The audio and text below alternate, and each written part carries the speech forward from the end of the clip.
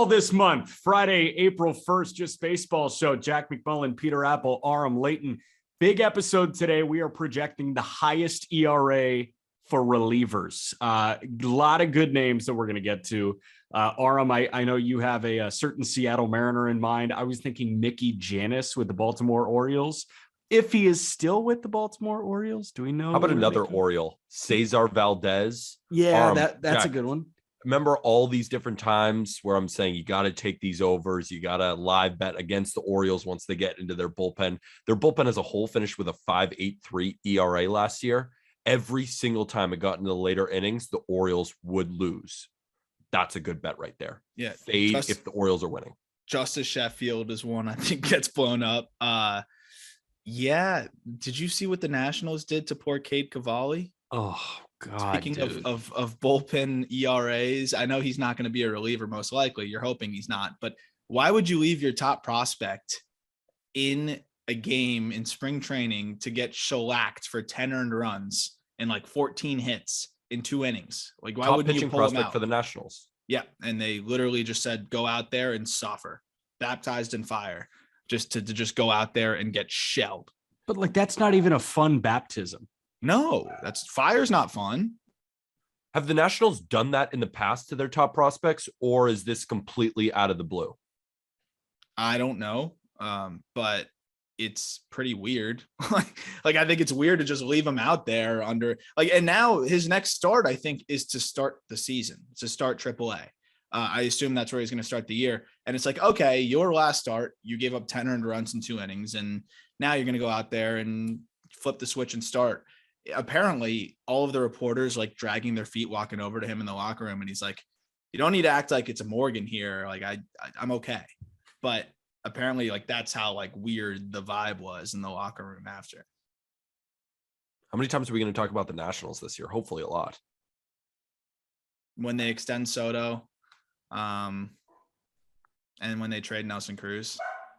Okay, stop talking about the Nationals. We'll talk about the top 3 or the top 10 third basemen in baseball. This is like the position. I mean, you think a shortstop, right? That's the sexy position, but the typical sexy positions, center field. I don't know. Like third base is kind of the gold standard in baseball. It is so deep, and it might be deeper than anybody else. And it's also it's shortstop maybe, but it's also so polarizing, right? There's certain guys who are coming off down years, certain guys who are coming off injuries. Like, where do you rank Anthony Rendon? Where do you rank a guy like Alex Bregman? Just phenomenal, then back to below average. It's difficult to piece all these guys together. And it's funny, even going back to last year, I think our top 10 third basemen that we put out in 2021 is still one of our most listened to episodes because the third base position is just so menacing. It's all about the numbers, baby. Yeah, all about the numbers. I always talk about from like a prospect standpoint too, right? When you're looking at guys in whether like if it's a shortstop that has to potentially move to third, like can the bat profile there too, right? Because if you're a 280 hitter that hits 15 home runs, unless you're playing gold glove defense, third base isn't really the spot for you because that's become, like you guys are saying, such a premium offensive position. I mean, almost everybody that plays third base is hitting 25 plus jacks. Like it's actually crazy. Even Ryan McMahon hit 23 homers. I know it's at Coors, but that's your 15th most home runs at the position was Ryan McMahon with 23. So it's just a loaded offensive spot, but defense also matters a pretty good deal at the hot corner. So it's a good balance. Well, you could also argue that the best defenders in the world play third base. I'd say the overall baseline of defensive ability, shortstop reigns supreme there. But if you look at the top, like if you look at the top 5 defensive shortstops compared to the top 5 defensive third basemen, I think I might take the top 5 defensive third baseman just in terms of overall ability, because chances are they have a stronger arm and their reaction time is so quick. They make some of the craziest fucking plays I've ever seen. You could make the argument that 4 of the third basemen in our top 10 and then our honorable mentions could be top 5 overall fielders in the sport. So I feel like in our rankings too, you're going to see reflected that we value defense just a little bit higher to separate between all of these great bats.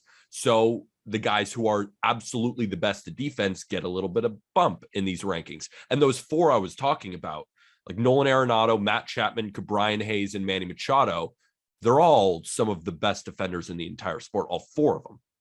Well, who else would you throw in there? Correa? Buxton. Okay. Who else? Aram, what about you? Jose Iglesias with No. that one bare hand play that one time. Yeah. 2009 Andrelton Simmons. Who else? Yeah. Shortstop wise, it's interesting because I always think about this too. Like, what does Nolan Arenado do at shortstop? Like in his prime, what kind of shortstop defender would he be? I wonder. I think he'd be good. Would he be as good as some of the best defensive shortstops in the game? That's where it gets interesting. Reaction time, though, is an entirely different beast with how hard the balls are that guys are hitting nowadays, and you're only about maybe 100 feet away.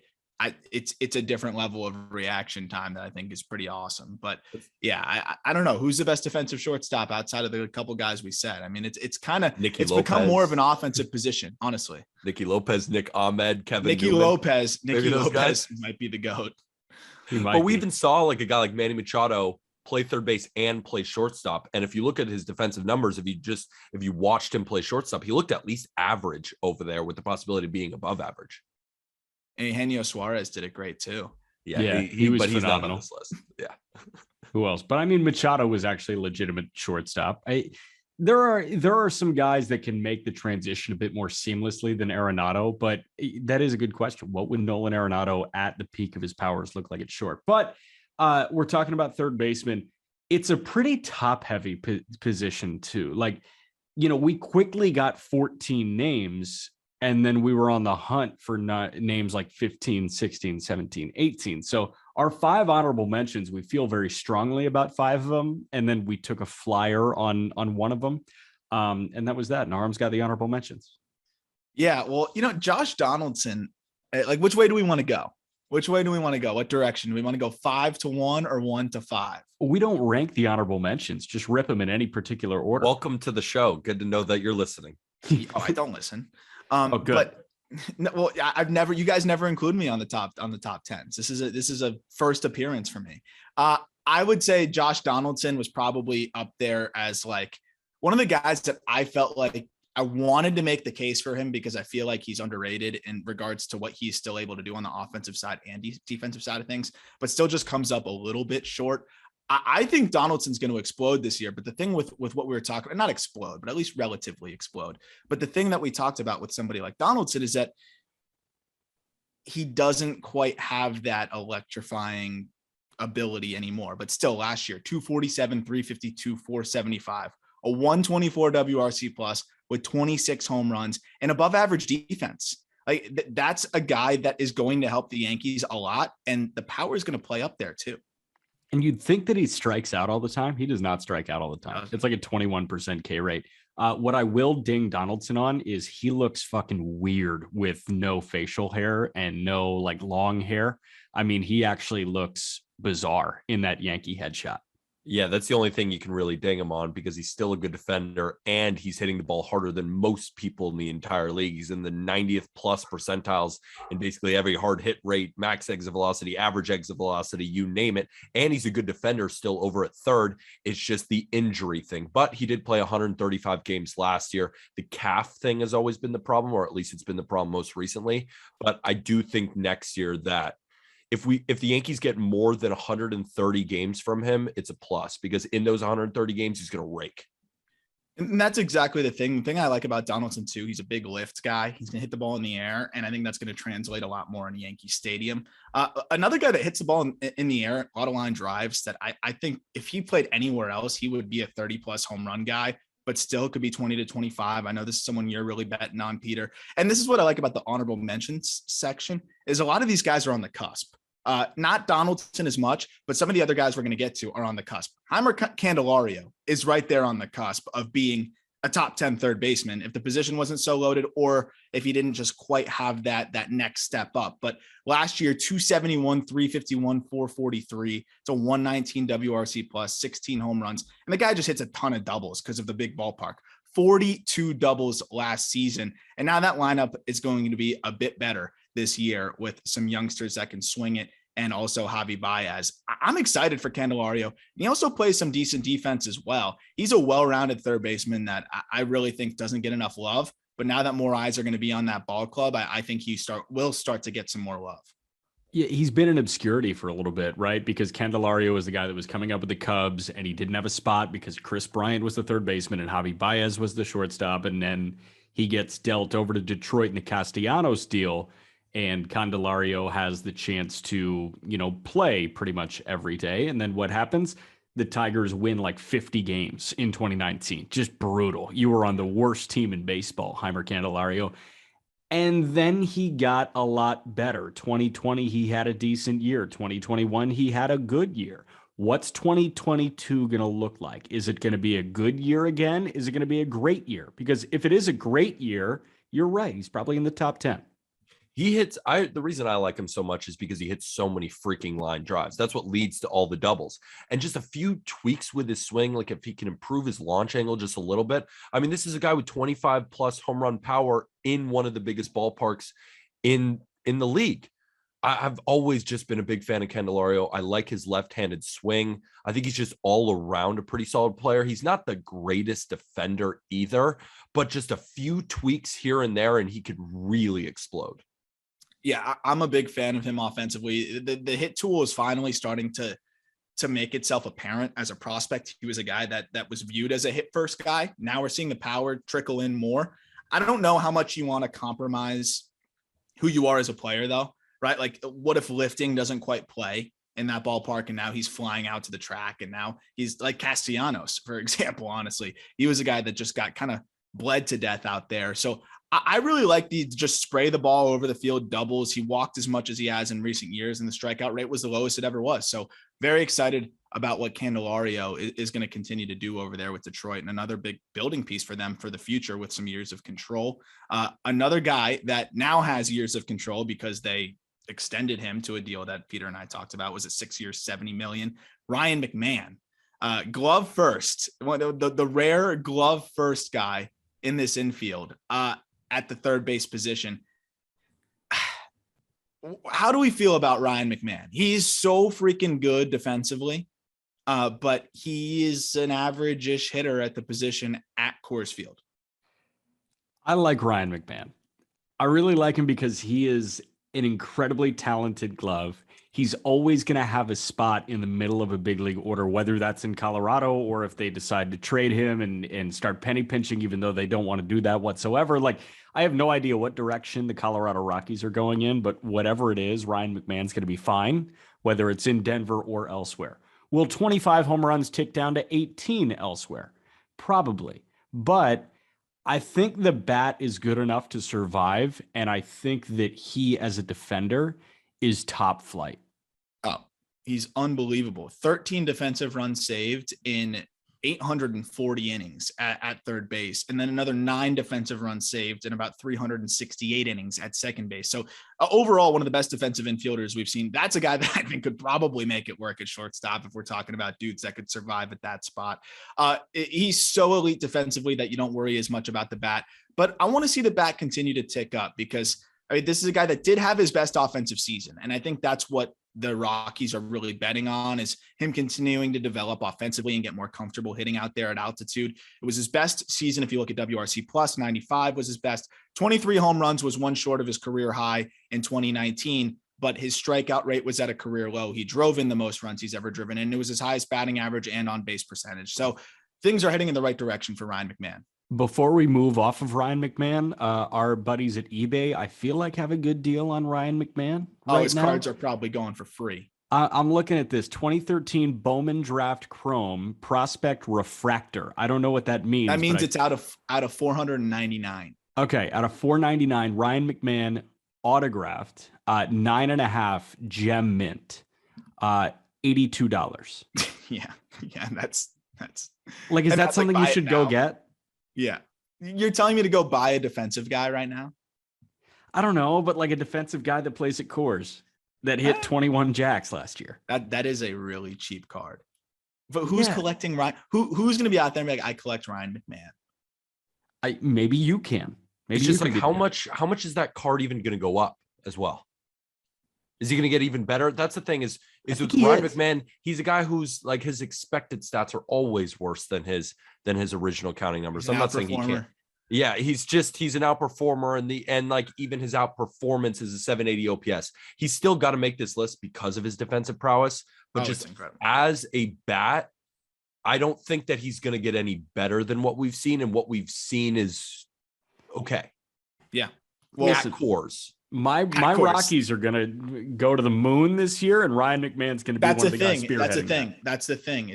But $80. I've never seen $80 for a gem mint refractor though, for any Bowman autograph card. But when the Rockies are in the World Series, I think the value will naturally go up. But we're talking about defensive prowess, and we can kind of continue on that trend here. Ke'Bryan Hayes. Ke'Bryan Hayes is a guy that I would bet my life. Talk about cards I am scooping up. I mentioned him as a guy that I was scooping up his cards. But in terms of just a player whose stock is going to continue to rise, Ke'Bryan Hayes was banged up last year. A wrist injury kind of sapped his season. Even when he came back, he just wasn't quite the same. 88 WRC plus, but still put up a 1.5 F-WAR because of how elite he is defensively at third.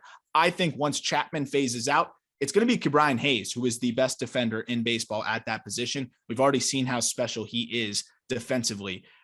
Don't forget what he did in 2020 in 24 games, hitting 376, 442, 682. That was almost a 200 WRC plus. I know it's a small sample size, but 96 games is also a small sample size for his 257, 316, 373 slash line. He's a guy that can steal bases. He can hit for power, and he gets on base at a pretty decent clip, and the defense is elite. I think Ke'Bryan Hayes is going to be a top 5 third baseman in the game very soon. More fun words for you. 2015 Bowman Chrome Draft, Ke'Bryan Hayes Refractor Prospect Auto PSA 10.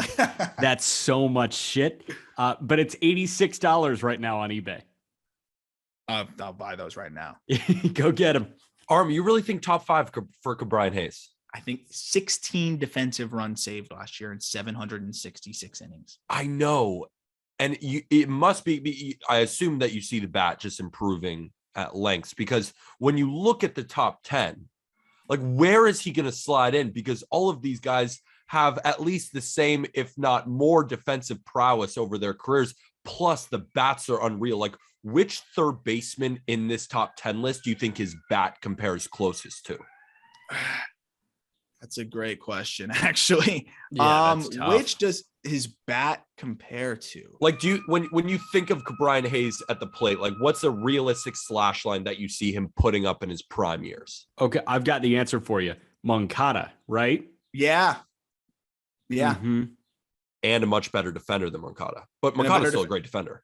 Mancata is a fantastic defender. I think he'd be even better than that. And I think there's a little bit more power.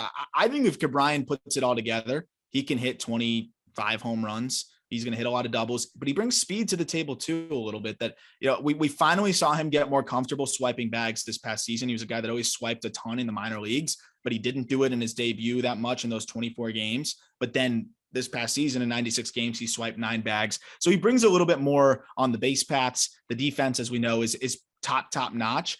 I believe that he's going to hit for a bit more average than I think people might think. I think he's a 280 guy with 25 homers, a good amount of doubles. He'll sprinkle in 15 to 20 bags and play elite defense. Like that's got to be in the top 6-7 range, especially as Justin Turner phases out, especially as Rendon maybe slows down in a couple years. Like that's what I'm looking at. I really could see him going up there. And I think he's going to leapfrog Bregman by the end of this year. I'm in. I don't know if I'm in yet, but I don't hate it either. The last guy is another guy that, he's not really trending up in any regard, really, but I think he's in a good spot where he's going to have a pretty good role. And he's not really a traditional third baseman, but Eduardo Escobar low key hit 28 pumps last year. 3 WAR guy, F-WAR guy, 253, 314, 472 slash line. It's not going to walk much. It's not going to hit for that high of an average, but he's going to hit you home runs from both sides of the plate. And he's going to be able to play all over the infield. That doesn't really help you in the third base rankings though. And that's kind of what kept him out of it. In my opinion, he's a good defender. He's not a great defender. Versatility is more of the value to his defense rather than being elite at any one particular spot. How do we feel about Eduardo Escobar? He's a guy I like to have on my team, but if I'm ranking him as a third baseman, he's probably the last ranked guy on this entire honorable mention list, in my opinion. Eduardo Escobar is a really good third baseman, but he's mostly going to split time with JD Davis most likely. But I just think he's a better overall player than JD Davis. And while I like Eduardo Escobar as well, as you can throw him at second as well, he's a pretty just versatile, good player. But I agree with you, Aram. He'd be last probably on this honorable mentions list. And projecting for 2022, he makes it just because of his pedigree. But I think there's the argument there. Like, will he actually be top 15 at the end of the year? He feels like the type of guy where your vocal pitch goes up and you're like, yeah, he's a good player. Yeah. And that's about it. He's not like, oh, Eduardo Escobar is sick. Yeah. He's pretty good. Yeah, Like, he's that would be a all nice right. pickup. Yeah. He's all right. Yeah. I mean, it's a good pickup for the Mets, but to Peter's point too, like, I'm not that excited about somebody like him, like being a top third baseman in the game. But when you hit 28 home runs, you got to be considered in here. But I agree. I think he's probably candidate number one to get bounced from the top 15 by the time we get into it, probably by midway next season, because I think there's going to be so many emerging players at that position in the very near future as well. Right. And who can he get bounced by? He can get bounced by Bohm if Bohm bounces back. I would have said Josh Young, of course, if unfortunately he did not get hurt. You're gonna laugh, but now maybe Bryson Stott. I just tweeted something before we started this, and I was saying I was watching the Phillies game and I realized this. It's like, wait a second, Bryson Stott's playing third, Didi's playing short. It might be a competition at this point between Didi Gregorius and Alec Bohm for that infield spot, and Bryson Stott would play third. So if they send Alec Bohm down because he stinks, then Didi plays short and Alec Bohm would be in the minors and Bryson Stott plays third. At that point, then Bryson Stott's a candidate, I guess, at third base to take them up to another level. The thing is Bryson Stott's a better defender at third than Alec Bohm is. So if the bat's better, it's interesting. But that would be a guy that all of a sudden we'd have to shuffle things around, Stott's swinging it, and now he's the top 15 third baseman, which I think could happen. Not to mention Bobby Witt Jr. if he plays third base instead of shortstop. Bobby Witt may even be better than Bryson Stott. I mean, I assume he will be better than Bryson Stott. Like there's a lot of exciting young third base prospects. And even just going back to Eduardo Escobar with the Mets, like even a guy like Mark Vientos who's coming up. I mean, he's probably not going to be in the top 15 conversation like very soon, but he will be in the next couple of years. Like there's a lot of really exciting. I mean, if Torque still played third, but he's mostly going to play first. But there's some excitement. Torque could stand there with his feet flat and his legs open and just let the balls roll under his legs every single time. And with how good I think his bat's going to be, he'd still be a top 15 third baseman. Like, isn't that what Raphael Devers does anyway? Yeah, we'll get to that. And he's high on our list because that bat is that. That's the thing. That's the thing. That's how good of a hitter he is. Raphael Devers sucks defensively. Let's get that out of the way right now before we get into the top 10. Well, Torque low key, like that's a similar offensive profile, a shit ton of doubles, high batting average, not as many walks as you'd like to see, and plenty of home runs.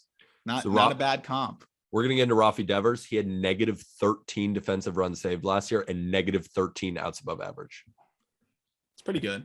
That's as bad as it gets. It was last in each category for the entire position. Not good. That's so much better than negative 16 though. Yeah, it is. Are we about to be Red Sox haters again on this? Because I will say I think we just dipped back down to 4.9 stars. I saw when I went to go hyperlink an episode, which means someone came in under 5. It's okay. It happens. It keeps us honest. But I think if we Red Sox slander, we might go down to 3.9. If the Just Baseball show was an Uber passenger, would they be the ones that spark conversations or just kind of sit there in silence and smile? I don't know. 4.9 is still pretty fire. Yeah. Spark conversations for sure. Conversations, but like good ones though. Don't some drivers not enjoy conversating? If I was a driver, I wouldn't enjoy conversating. No, me neither. You conversate for a living. That doesn't mean we like doing it with other people. Correct. No, it depends on the setting. But if I'm working and I'm driving for 8 hours, I'm just going to be like, it depends. It depends on my mood. One thing I will say, though, I don't know if this just only happens to me, but every time I get in an Uber or a taxi or whatever, they're always on the phone, but like not really even talking. It's just you can like hear the wrestling on the other side of the phone. And you can just say like they're conversing like in the background a little bit. I think it's just like a 10-hour phone call with like somebody, maybe another driver. They're just like hanging out. Have you noticed that? Has that ever happened to you? So being on many buses, like going all over the great Maction land, they are constantly on like a headpiece and they're talking to other bus drivers, just like keeping each other company while they drive. I don't blame them. It's actually very nice. It's very nice to know that they're all hanging out. It's a fraternity. Let's talk about the 10th best third baseman. Alex Bregman checks in at number 10, and I'll be honest, I'm a bit worried about him. Since 2019, Bregman has really struggled against breaking balls in particular, but he used to crush them. Before 2019, he was hitting over 300, sitting back on everything, hitting pellets all over the field. But since 2020, he's hitting below 200 against breaking balls, and he's seen his production fall off during those years. Do I have to say what happened after that season? I'll let you use your imagination. But when he's on, he's simply one of the best all-around third basemen in the sport. He's still third in F4 and first in WRC plus since 2019 at the position, and he's walked more than he struck out in that exact span. He is someone, though, that we'll be watching very closely next year. And if we're being honest, he's one of the toughest players to rank overall going into the season. Like Alex Bregman, even Aram, you said Brian Hayes might bounce Alex Bregman from the top 10. Like, why are you more out on him than maybe some other lists? Because like you see MLB Network's top 10 third baseman. You see a lot of top 10 third baseman lists, and he's still within the top 5. I've seen him as high as number 2 on some lists. And at number 10, that may be jarring for some people. I don't know, man. Like, yeah, he was great in 2019. The last 2 years have been rough, and the breaking ball stuff is pretty evident. I mean, he's non-competitive against breaking balls at this point. He's struggling with health too. I think he's a guy that could easily jump up a little bit, but I just don't know if he's going to get back to that 2018, 2019 version of himself, because he went from absolutely dismantling curveballs and then to now over the last 2 years where he's sub Mendoza line against him with no power. And it's just you don't see that kind of shift very often. And I'm always looking at that stuff and I don't see that very often. Even in the minors, you don't really see that kind of shift for the bad very often. Here's the thing about playing at the deepest position in baseball. What are you doing there? I was just banging on my cup for no particular reason at all. Got you. We can talk about Brian Cashman in a few minutes too. Oh yeah, true. The thing about playing at the deepest position in baseball is you don't have 2 years of time to be bought for you. Like the game can pass you by in 2 years. So Bregman, yeah, he was great in 2019, but what happened in 2020 and 2021, right? Like 2 years is enough time for you to drop from 2 to 10. Shit passes you by. Baseball does not wait for anybody. And I guarantee you, there's going to be a kid drafted either this year or next year. If Brooks Lee's a third baseman, Brooks Lee is going to be like higher ceiling than Alex Bregman. You know what I mean? Baseball has just gotten better over the last 2 years, and you don't wait around for somebody who was good in 2019. He plays in Houston with the Crawford boxes, and the power is gone. Like he was a 30 home run guy, smacking 50 doubles, but just 14 home runs last year and almost no power in 2020 either. There is something happening with Alex Bregman, and I don't think it's just injury concerns, but I think 10 is an interesting spot to put him because it's not like we put him in the honorable mentions or didn't rank him at all. We still think he has the possibility of being a top 10 third baseman. Like, let's see him bounce back. We're not fully out on him, but we're definitely not fully in on a bounce back from Bregman either. I think that's where 10 makes the most sense. Yeah, I mean, the last thing I'll say is whiff numbers are up. Which again is concerning. Like he's always been a guy that can hit fastballs. That's been steady. But listen to these batting averages by year to wrap up on Bregman. 2017, this is against breaking balls, 268 against breaking balls. 2018, 301 against breaking balls. 2019, 269 against breaking balls, but with 12 home runs. And then 2020, $150 against breaking balls with 1 home run. And then 2021, 220 against breaking balls with 4 home runs, within a much higher whiff rate than the previous years. Just kind of weird. Yeah, 100%. Another guy that has to bounce back is number 9, and it's Matt Chapman. Matt Chapman is the best defender on planet Earth. He's won 3 Gold Gloves. He already has 2 Platinum Gloves to his name. His 2021, though, was weird as hell. He was dealing with a hip thing. It limited his production to the point where it was the worst offensive season of his career. Some of the power numbers remained. He hit 27 bombs and he hit a couple of balls well over 110 miles an hour. But while he was great at taking walks and not chasing, this guy couldn't touch anything in the zone. His swing and miss numbers were borderline worst in baseball. With that being said, apparently Matt Chapman is healthy now. If Chapman can regain this 250 clip with 36 bombs and an 850 OPS like he had in 2019, on top of being the best defender on earth, number 9 is going to be criminal in like 2 months. It's all about if that power comes back, because from 2018, 2019, and 2020, he slugged over 500. And last year it was 403. There was just a clear lack of power, had a lot to do with his injury history. Right. Well, that was because of the swing and miss. Like the power, 27 bombs with O.co as your main ballpark. But I mean, this guy, like, he couldn't touch shit. He was near the top of the strikeout numbers and the whiff rate numbers. Like, it was brutal watching him swing and miss at center cut fastballs. And why I mentioned slugging percentage was, yes, he did have 27 homers, but the power in general was just not there. Like 15 doubles. In 2019, he had 36 doubles. In 2018, he had 42 doubles. So yes, he had plenty go out of the ballpark, but in general, the power was just, it was just 100 points lower in slugging percentage. That was just the reality of it.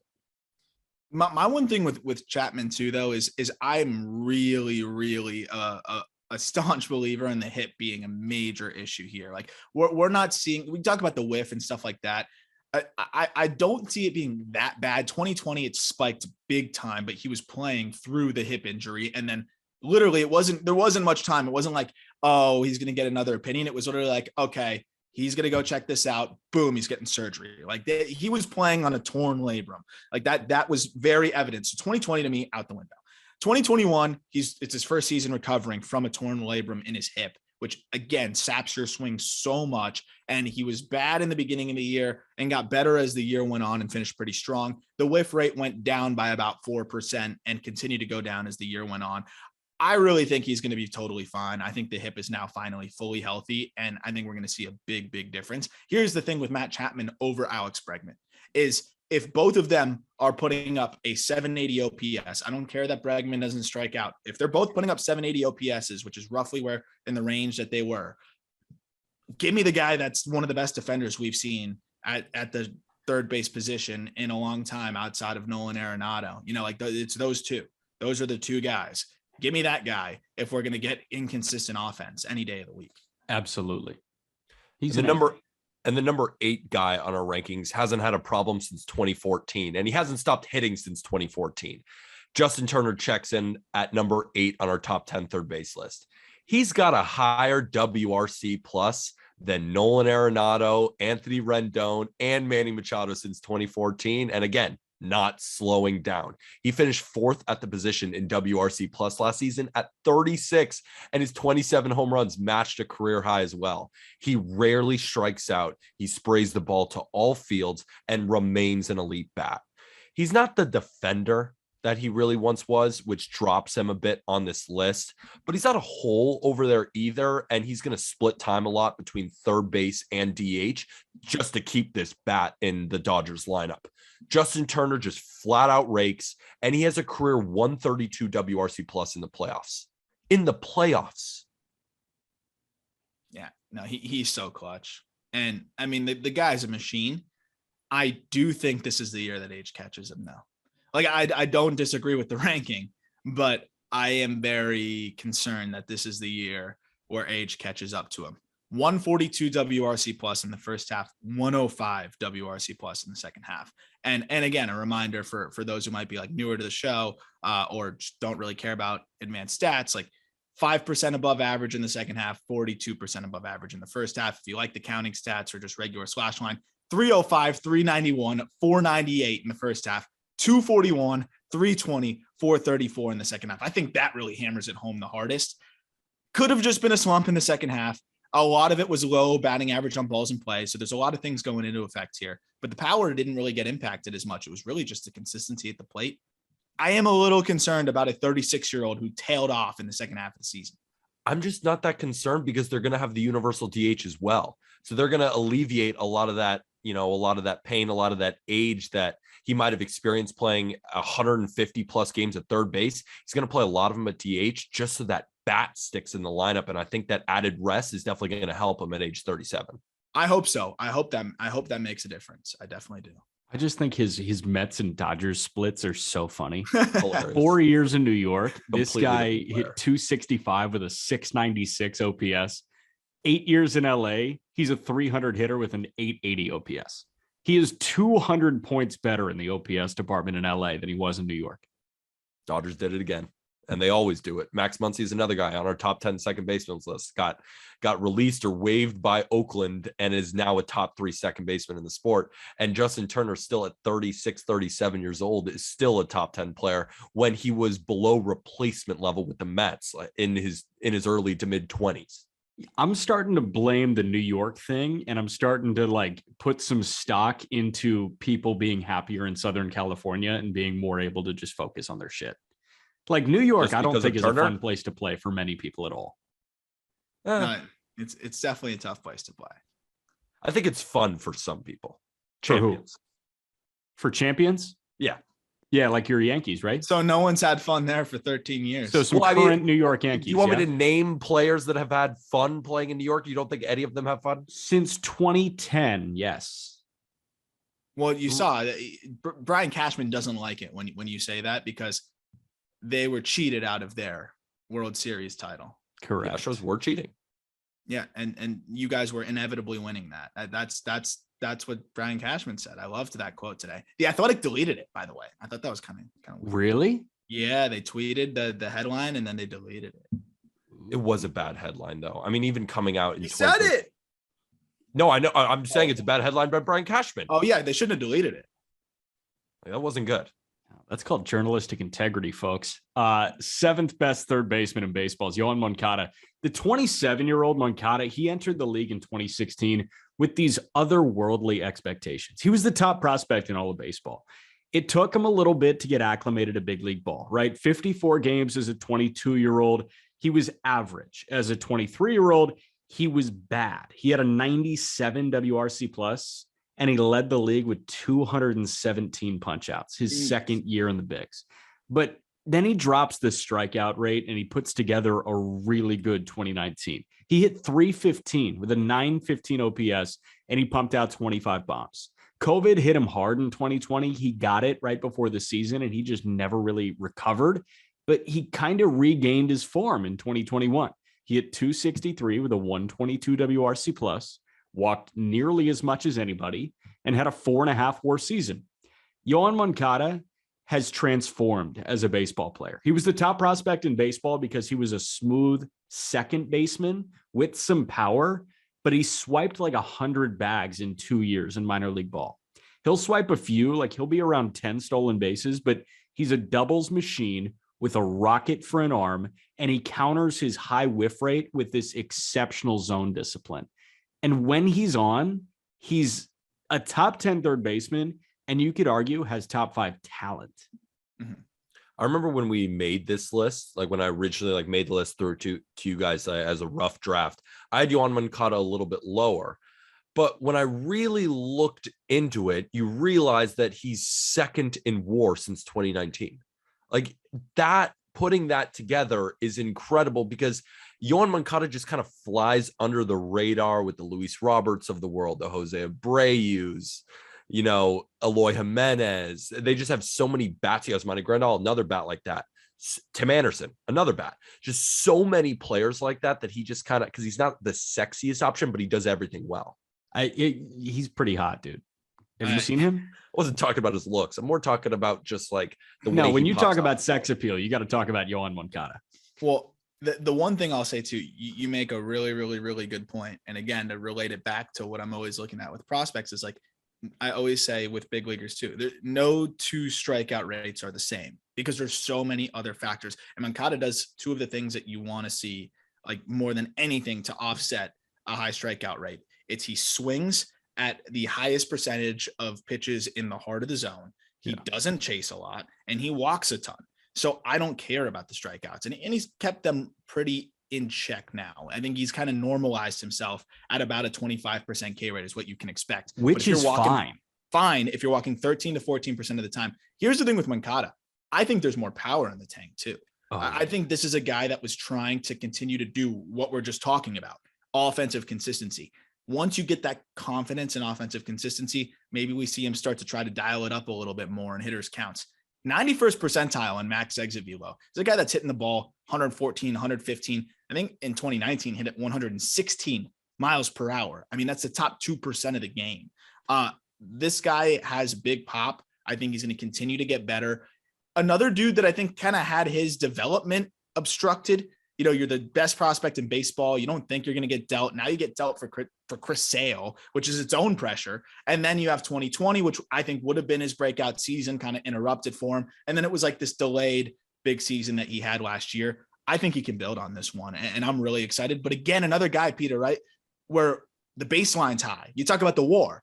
The baseline's high. If he doesn't hit that great, he's still going to be a good third baseman, and you're not going to be giving up much at the spot.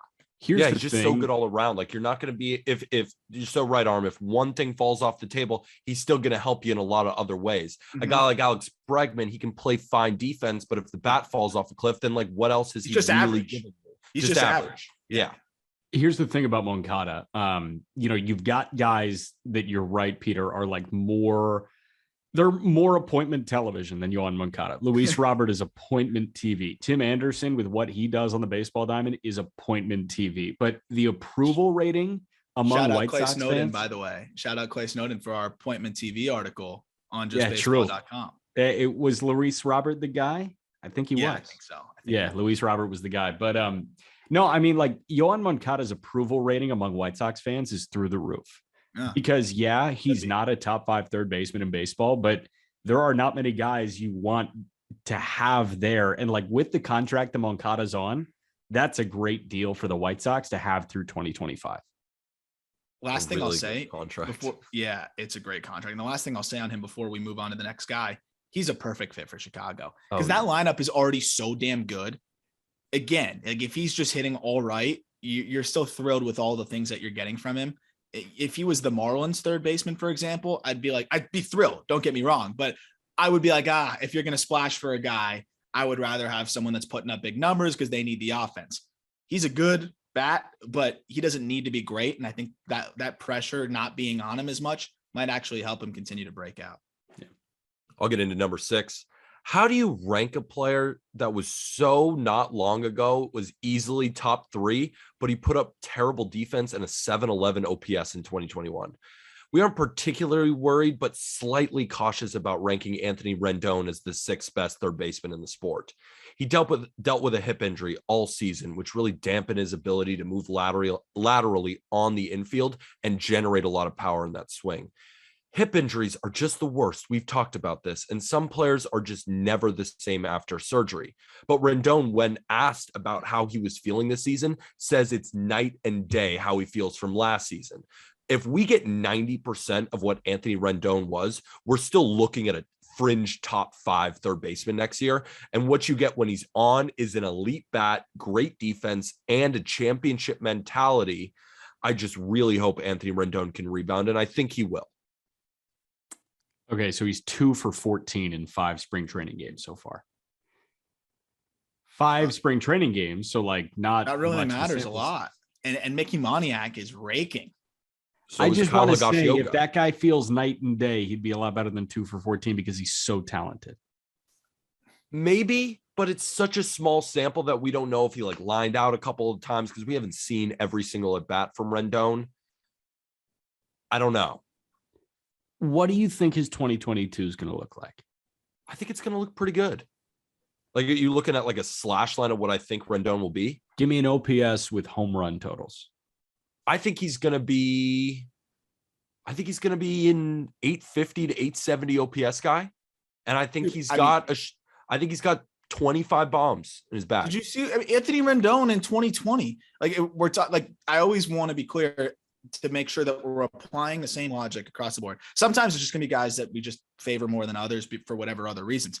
But the difference again between like him and Bregman here, Rendon mashed in 2020. Yeah. In those 52 games, he was phenomenal. 286, 418, 497. It's a 153 WRC plus. That's right on par with what he had done the previous 4 seasons. And then last year, very obviously hurt and very obviously trying to play through it. He would miss some games, came back, would miss some more games, came back. He stunk. He wasn't striking out more. He wasn't really doing, he just had no power. Yeah. And even playing hurt was like, okay. Like it was a 95 WRC plus guy. So I think Rendon still has enough in the tank. He's 32, right? Is he even 32 yet? Did he turn 32 yet? No, he's 31 in 9 months. Thank you, Fangraphs, for the months and the days. Boom. I'm not worried about him just not being able to put it together because, again, Rendon's not a guy that was hitting 45 bombs, right? Like this wasn't a guy that was fully predicated on just explosive power. This is a dude that hit doubles like as well as anybody in the game. 3 straight seasons of 40 plus doubles, 44 consecutive years back to back. He had 44, and then 11 in the shortened season. Jack, this dude can play. I know you were a little bit more skeptical on him, so I'm going to just go right at you right now. Yeah. No, bring it. You said he was never top 3, didn't you? I said it was never a done deal that he was top 3. A done deal. Said it was Define never a done deal. Never inarguably top 3. Okay. All right. Well, we would have to go way into the weeds there. Only thing I'll say is 319 with 34 bombs and 126 driven in for a World Series winning team would probably put him in the top 3 for me in 2019. Okay. So let's talk about 2022. If he has 25 bombs and 100 driven in, and he's got an 870 OPS, where does he climb to on this list without giving names away? I think he'll be 6. That's why I think he's ranked at 6. I think he's going to turn in the 6th best season as a third baseman next year. Not in the top 3 where he arguably should be, but also not down the list and not nearly what he was last year. That's why I feel like 6 is like the best spot for him because he's not quite top 5, but he also has more potential to be great than any of the guys we've named so far. I'm gonna build off of what Peter just said. He doesn't move up. He just earns the ability to hold his spot because it's going to be hard. There's a lot of guys gunning for his spot. There's a lot of guys gunning for just baseball's number 6 spot at the third base position. Because of what we've been talking. It's all they're motivated about. It's an incentive in some of these guys' contracts if you make it on number 6. But no, seriously, like this is a spot that is going to be so hard to keep. The guys above him are young and not going anywhere. The guys behind him, there's some older guys, but we talked about how there's a bunch of dudes ready to come up and snag that spot. Brian Hayes being one of them. Some of the other guys could also. I just think that helps him keep 6. Okay, so 910 OPS, 34 bombs, 100 driven in. Where is he on this list? With better defense than the 2 guys in front of him right now. Like way better defense. See, the problem is the guys in front of him are probably going to still beat that offensively. Mm-hmm. It's hard. I think he's going to have to go nuclear to get into this top. That shows you how freaking good the top of this list is. It's insane. I don't know. I don't disagree with you guys, but you don't think if he puts up that type of offensive season with his really good glove that he couldn't jump this list? Because the guy we're about to talk about has only done it for 1 season. The guy above him is just the worst. He glove. Stands there. Yeah. And then there's a couple of guys who are just aging a little bit. So I don't think it's out of the realm of possibility that he could be top 5 by the end of next year, but I think 6 is where he'll end up. We'll see. We'll talk about 5 right now, and it's Austin Riley. We were waiting for a little bit for Austin Riley. The yo-yoing early goings of Austin Riley might have frustrated some Braves fans for sure. He was a former prized prospect. He debuted for 80 games in 2019. He had an 85 WRC plus and a 36% strikeout rate. He was bad. In 2020, he cut the K rate, but he hit 240 with a 715 OPS and was literally a replacement level guy, 0.0 WAR. Then came 2021. Reilly broke out in the biggest way of anybody, a 135 WRC plus, a WAR north of 4. He slashed 303, 361, 531 with 33 homers and 107 driven in. He got his first Silver Slugger. He finished 7th at MVP voting, and he won a World Series title. The defense isn't good, but it isn't Raphael Devers bad. The bat, however, is stupidly ridiculous. He's not just one of the best hitters among third basemen. He's one of the best hitters in baseball. It's funny. The defensive metrics couldn't really figure him out. because he had 13 defensive runs saved as a third baseman. That led the position more than Matt Chapman, more than Brian Hayes, more than Jose Ramirez, more than anybody. But then you look at outs above average and he ranks in the 7th percentile of it. He broke the system last year in terms of defense. Like nobody could really figure him out. When you watch Austin Riley, I don't think it's Raphael Devers bad. I think it's around average. I would say even a little bit above average. I would say that's where I peg him as. It's weird. It's weird too. So DRS for me is the go-to infield stat. Yeah. But in 2020, he was -10 defensive run save. I don't know what happened here. I don't know if it was shifting. Like this is an example of where it is just impossible to figure out what Reilly is defensively. What I'll say though is he's not as bad as the guy coming up next. And also there's no way around it. He improved defensively. That you could see just from watching with your own 2 eyes, right? Like he moves better. His actions are better. I watched, him play the Marlins so many times, and he was getting the balls that I just had not seen him get to before. There's like a level of confidence that he had, which I think a lot of it was just that. He's never going to be the quickest moving dude in the world, but he's more athletic than I think people think. And I think we're starting to see him have that athleticism translate to third. I think he can be an above average defender. He's just not there So is yet. it fair to say that he's not a liability there, but he absolutely not a liability? The standard though, I don't think he can meet the standard of being a good defensive third baseman. Just because there's so many good defenders there now. I think he's not a liability though. And with his bat, that is more than enough. And I think it's funny to differentiate between the two because he can be a good defender without being one of the better defensive third basemen, because a lot of the better defensive third basemen are the best in the sport. So he can still be a solid defender without being ranked in like a top 10 third base in just defense. Yeah. And we're talking about the bat for a second, like why I believe so much in Austin Riley. And I think he has an outside shot to win MVP, because on Monday, you're going to hear our episode where we're giving out MVPs, Cy Youngs, Rookie of the Year, our full betting preview. That'll be on Monday. But back to Austin Riley for a second. Nothing about his batted ball profile, what I saw on the field, makes me think that this one season was any sort of a fluke. He hit 290 off fastballs. He hit 341 off changeups and 307 off breaking pitches. Yeah. How do you attack him? How do you attack him? And then it's not like he hits the ball on the ground either. So I don't think the power is going to subside. He had a 38% ground ball rate, just hit so many line drives, 28%, 25% fly ball rate as well. Like there's no holes in his swing either. It's short, it's compact to the ball. It's not the super launch angle, big old swing like Cody Bellinger that could have holes that you could poke in maybe the season after like they did. But with Reilly, I don't really see holes in his offensive game at all that makes me think, all right, this first season was a fluke at all. Do you guys? No, he's your classic, like he's going to swing and miss, but his quality of contact is so high that it doesn't matter. And he hits everything. He was a guy that struggled with the secondaries for a while, really simplified things at the plate, still puts up crazy exit velos, barrels everything.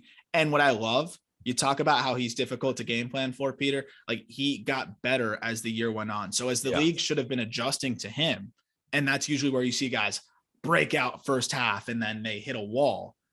In the second half, he upped his OPS by about 150 points. So he was a 333 hitter in the second half. Like this guy was hitting for average. Austin Riley was hitting for average. I'm a believer in what we're seeing here.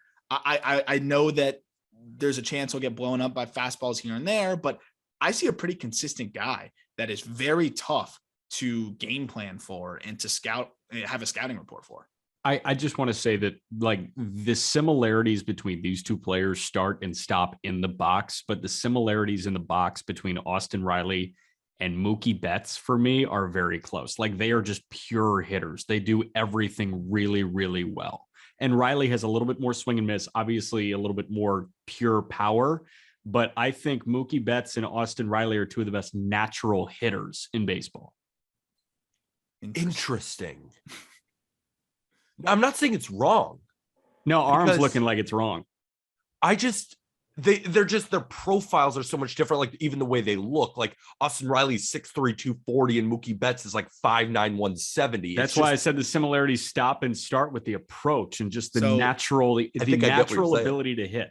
Here's my pushback. Mookie Betts is the best bat to ball guy I think we've ever seen.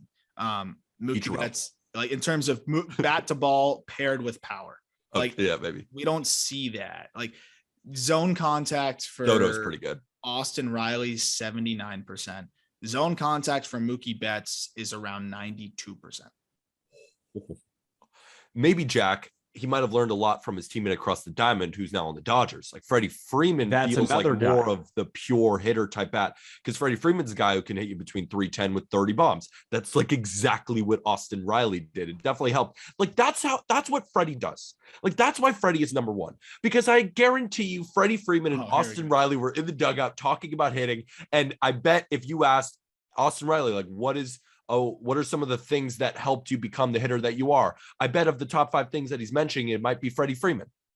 I'm crediting Vlad Guerrero Jr. for Matt Chapman's turnaround this year, Bo Bichette's breakout. I'm going to credit. Don't forget about Santiago Espinal. I just saw him hit a home run this spring. Dirty defender too, not gonna lie. Yeah, it's like I'm crediting Freddie Freeman with everything about Austin Reilly, just taking it and spinning it, throwing it in the garbage and making it a bad point.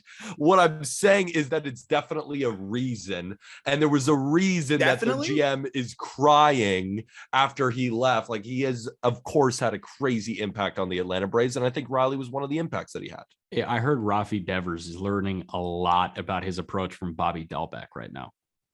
Our fourth best our fourth best third baseman has been in the league since 2017, yet he's only 25 years old. Raphael Devers of the Red Sox has not only been one of the best bats at the position, but in the entire league.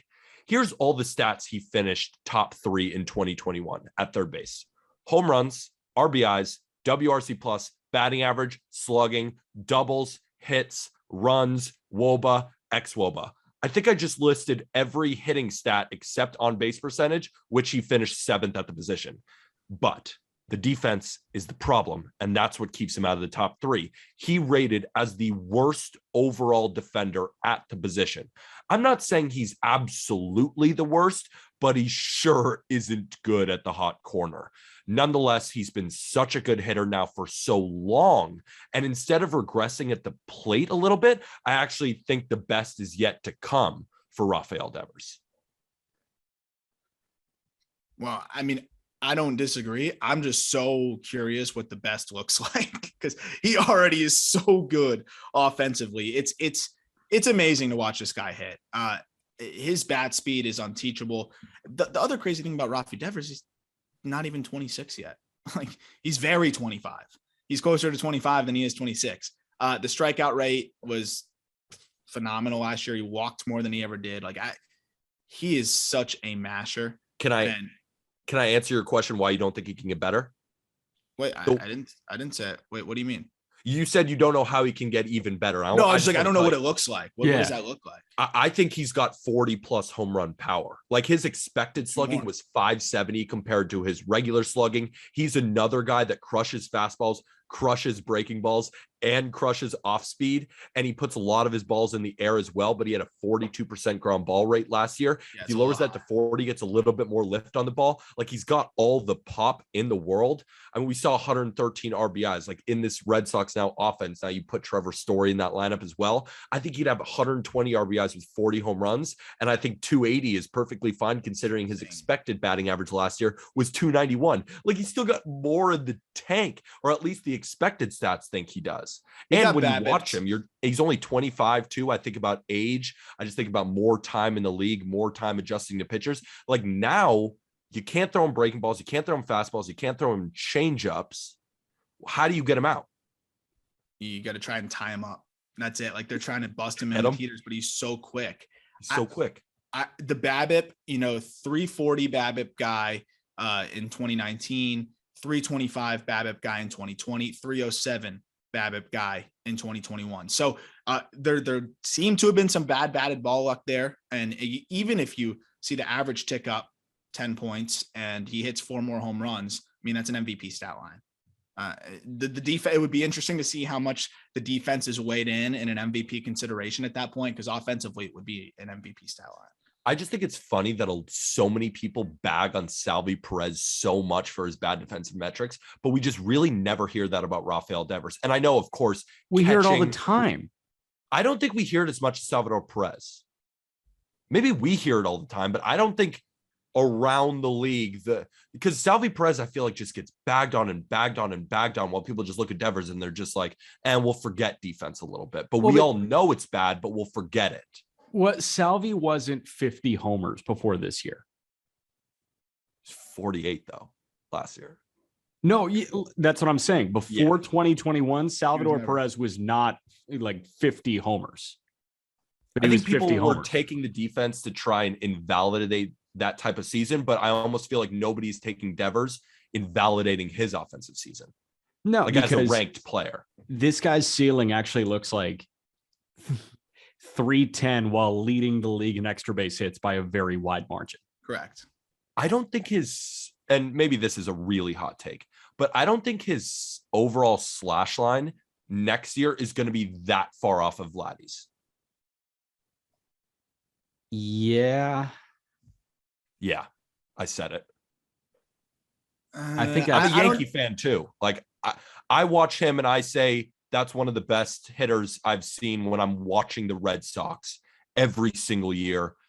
Ever since Devers took Chapman 103 up in the zone, Oppo Taco for the win when he was 21, 22 years old, I have just been like, I will buy into the bat, and I don't even care that much about the defense. He has 50 points to make up or so in the on-base category. That's true. A lot. That's a lot. It is a lot. And I don't think it's going to be the same. I just don't think it's going to be that far off. Like, I think maybe 20, 30 points in OBP. I think the batting average, 20, 30 points there. I think the slugging. It's a pretty big margin. Not that far off, though.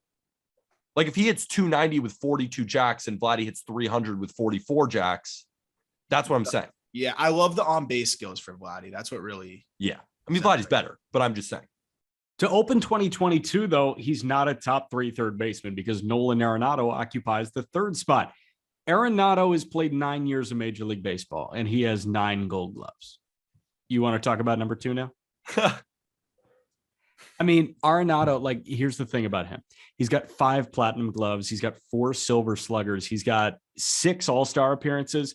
And for his career, his 162 game average, 35 homers, 113 RBIs with a 290 clip and an 880 OPS. Okay, Coors. The OPS number ticked down in his first year in St. Louis. Last year, he had 255 with the lowest OBP he's had since his rookie year, but 34 homers and 105 driven in, a 113 WRC plus and a 4 WAR season. If that causes you to jump off the Nolan Arenado train, I cannot help you. I think a lot of people are going to be saying, you know, how could you have Arenado ahead of Devers, especially after what we just said, right? Like, he's going to put up these crazy numbers next year. I think he's going to put up pretty similar numbers to last year, a little bit better. On the Arenado side, I think Arenado is going to get on base at a better clip. But here's the thing is 34 home runs away from Coors. So we know that the power is not impacted. What we need to see now is, can he split the gaps the same way? Are these balls going to fall the same way? Is he going to be able to just have that hit tool that he used to have? I mean, this is a guy that's a 288 career hitter.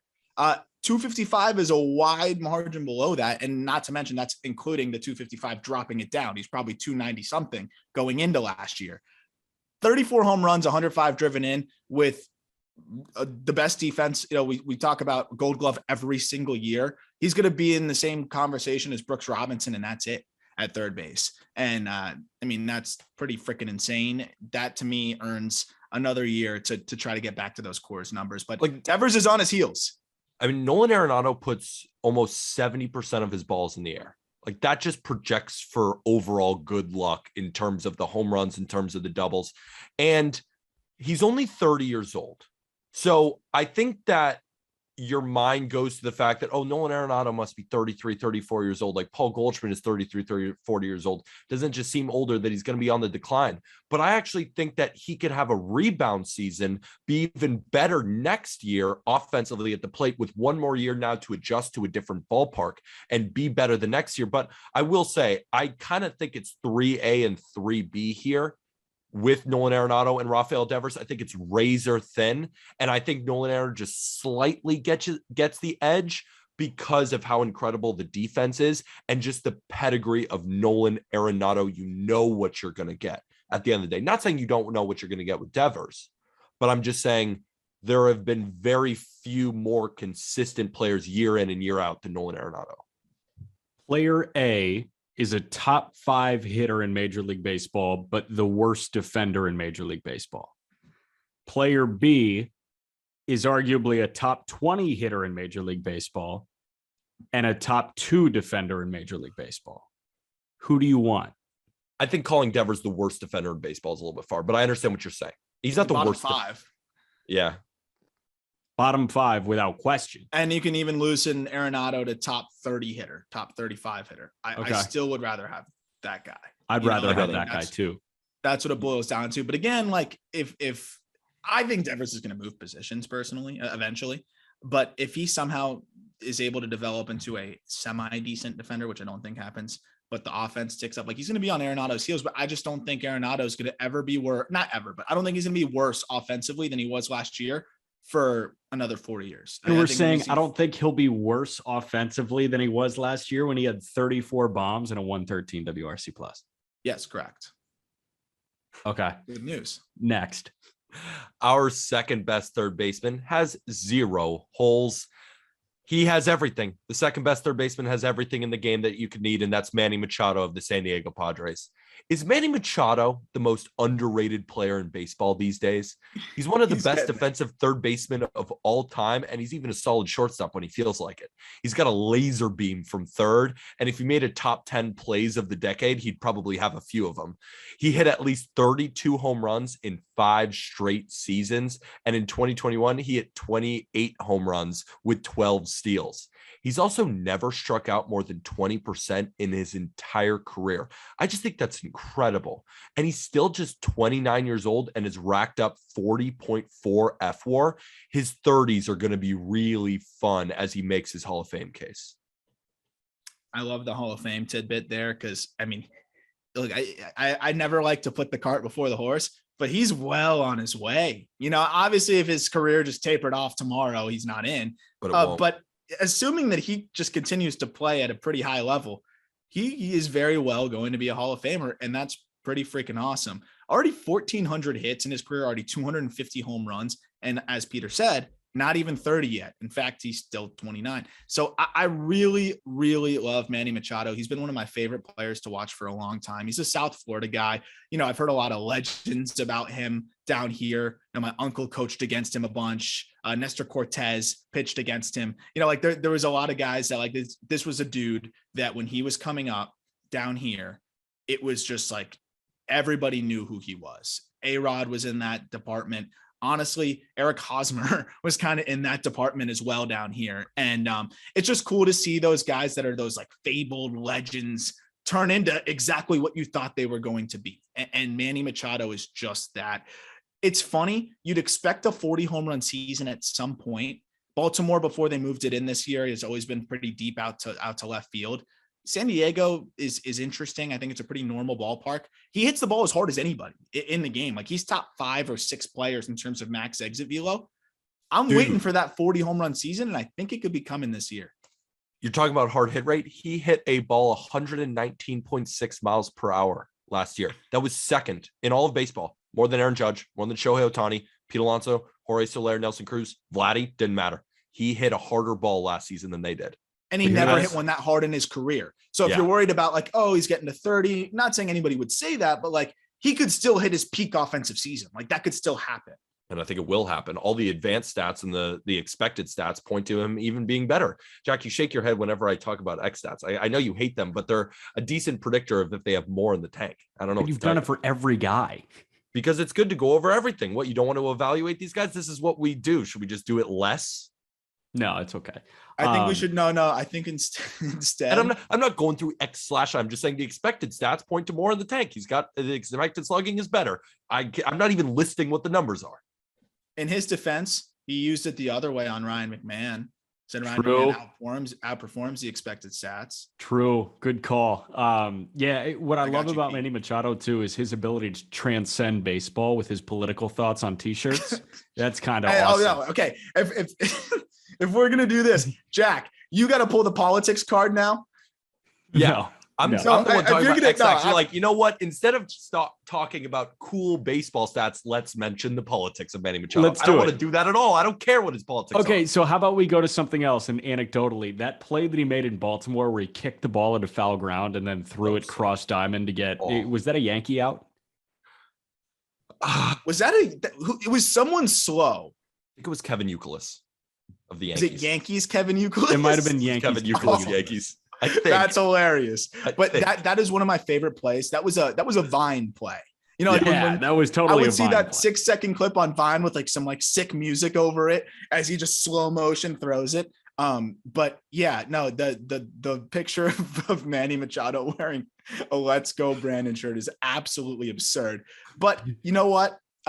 He hits the ball really hard, and that's all we talk about. But yeah, if you're gonna shit on my boy Pete for X stats, I'm gonna shit on you for bringing up anything to do with off the baseball field, because that's the Jack McMullen MO a little bit. Perfect. You just you brought up a Great Dane defecating the other day too. So we are a pro shit podcast. So I can shit on Peter, you can shit on me, and we can talk about Great Danes shitting on the street. I feel like something that went under the radar in all of this is that Manny Machado stole 12 bases last year.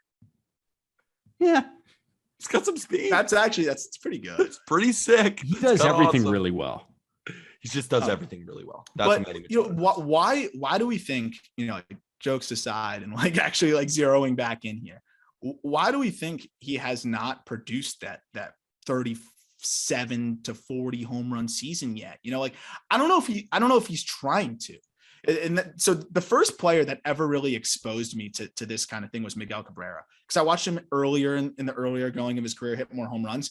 And then I remember asking my dad, like, why is Miggy hitting 330 but only has 20 home runs? My dad's like, he wants to win a batting title, and like, I'm not saying that Machado's not trying to hit bombs, but I think Machado's approach is more oriented to just like hit the ball hard a lot.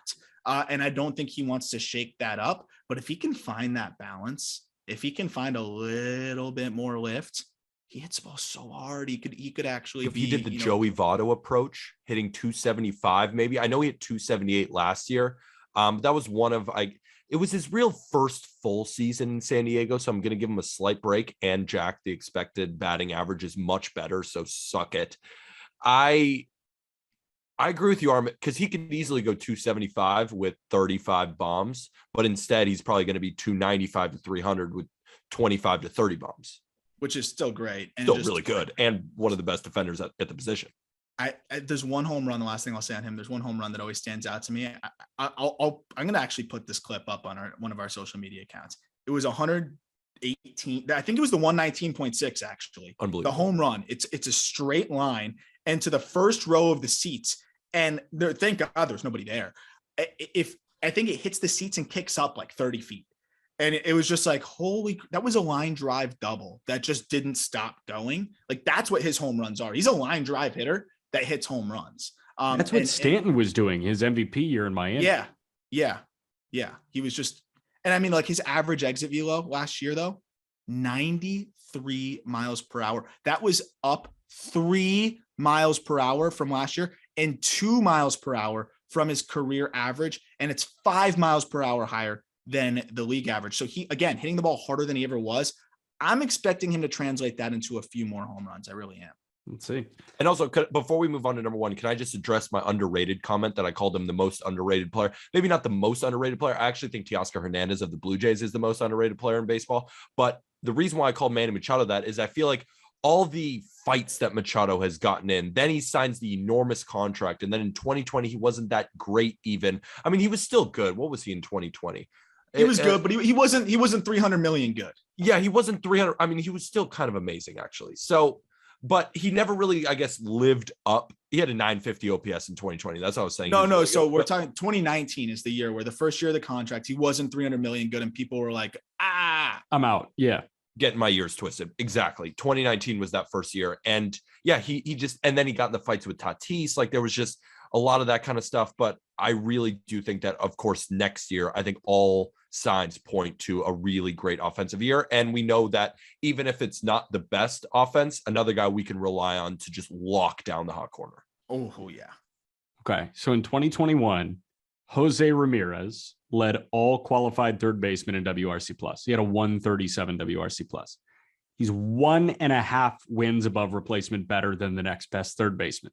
He had the lowest strikeout rate of all qualified third basemen. He had the same slugging percentage as Raphael Devers. He had a top 5 OBP among third basemen. His 36 homers were the second most, only behind Devers.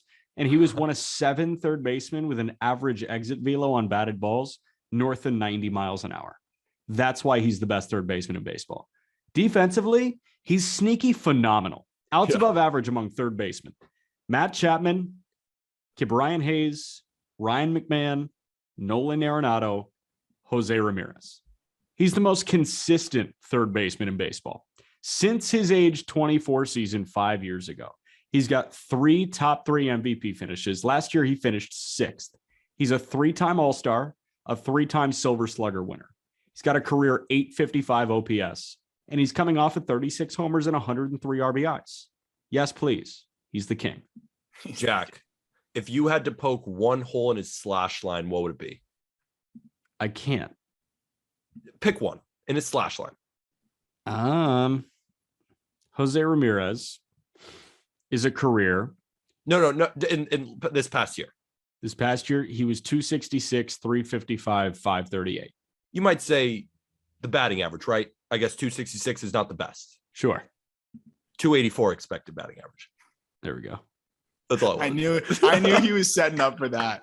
He had like the bait just there. I just saw him dangling it. I want to start using expected stats more now that Jack doesn't like them, because what it does, like it evaluates the batted ball profile of the ball too. So it kind of takes all the defense out of it. 278 career hitter though. So, I think that's a guy that's generally going to hit in the 275 range. Power is legit. I think the thing that people don't realize about him is that he swipes bags, 154 career swipes, 27 last year. Like, he's not showing any signs of phasing that out of his game as it phases out of the game of baseball a little bit. He was 27 for 31. He was That's the thing too, is it's efficiency. He's not getting thrown out that much. 36 home runs is stupid. And another dude that broke his hamate bone. And that's why he was a bit down between 2019 and 20. I don't remember exactly when the broken hamate was, but that sapped him a little bit power-wise. And again, a guy that's super handsy with the swing. And I remember people even being like, what's wrong with Jose Ramirez? Whatever.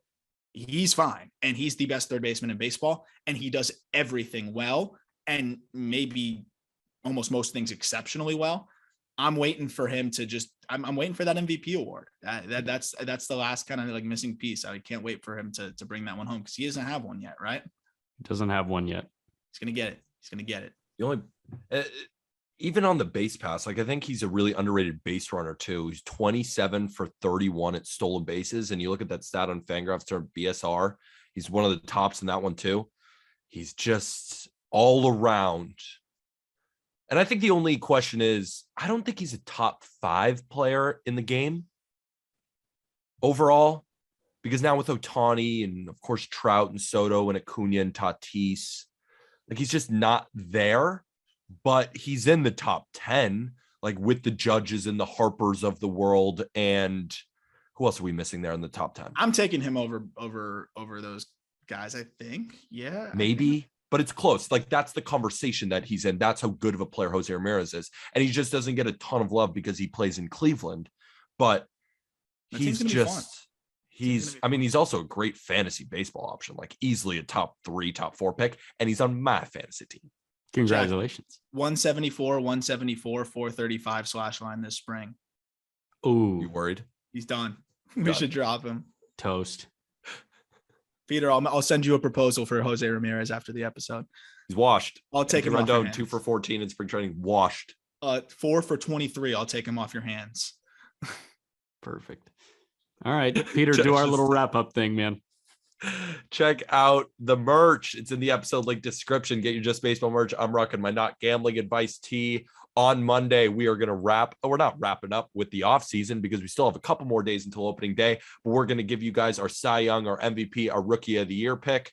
as well as some over-under on team totals and a World Series champion. That's next week. And of course, we're going to continue to rank the rest. So we have shortstops next week, outfielders and pitchers, and we'll probably end up doing relievers as well. We just have a lot of content that we have to get through before the end of the season. So Just Baseball is going to be humming. Keep updated on our Instagram as well at Just Baseball Fans. We're doing a giveaway, partnering with Intense. We're giving away a gaming desk. We just want to thank you guys all. We're giving away a desk on our Instagram. All you got to do is follow the link in our bio. We'll put the link in there to enter into the contest to win the gaming desk, which I will announce on April 5th live on our Twitch stream at Just Baseball Fans. All the information will be in the description if you didn't hear all this, or you didn't even make it to the episode and you want to keep clicking. So just want to thank you guys for listening, especially those on YouTube and on Spotify and Apple Pods. And if you could give us a 5-star review on Apple Pods and Spotify, we genuinely appreciate it. And if you're watching on YouTube, click that subscribe button, click the like button, and comment where you think we messed up in our top 10 third base rankings. Anything else, Jack? I don't think so. With that, thank you, everybody.